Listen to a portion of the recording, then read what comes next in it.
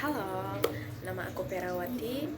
Video ini aku buat untuk memenuhi tugas mata kuliah Statistik, Deskriptif, dan Inferensia. Nah, di video ini kami diajak untuk membahas yang pertama, penarikan sampel, yang kedua, apa itu uji asumsi klasik. Oke, mari kita bahas. Oke, yang pertama adalah penarikan sampel. Apakah itu penarikan sampel? Penarikan sampel adalah proses pengambilan sebagian kecil dari kelompok besar atau yang biasa disebut dengan populasi untuk dijadikan survei. Nah, kenapa dijadikan sampel? Karena kalau kita mengambilnya dari sebuah populasi ini kan besar gitu. Nah, jadi diperkecil untuk dijadikan sampel. Sebenarnya ini hanya untuk mempermudah. Karena kalau kita mau mengambil survei itu dari populasi, pastinya kan butuh waktu, tenaga, bahkan biaya. Makanya kita jadikan sampel sebagai perwakilan dari populasi. Nah, kemudian penarikan sampel itu dibagi menjadi dua jenis. Yang pertama adalah random sampling, dan yang kedua non-random atau biasa disebut dengan non-probability sampling. Nah, random sampling ini juga terdapat macam-macamnya. Yang pertama simple random sampling yang biasa digunakan untuk kayak milih secara acak atau biasa tuh kayak pakai undian. Yang kedua ada systematic sampling. Nah, ini tuh biasa yang kayak dibuat urutan. Contoh nih, dari 100 orang kita urutkan untuk nomor 10. Nah, kita pilih yang dia nomor 2.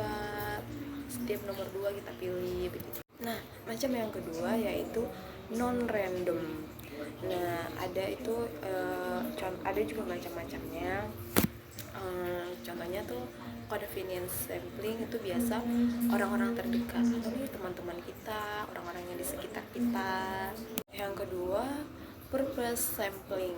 Nah, kalau yang ini kita gunakan apa sih tujuannya? Tujuannya contoh kita mencari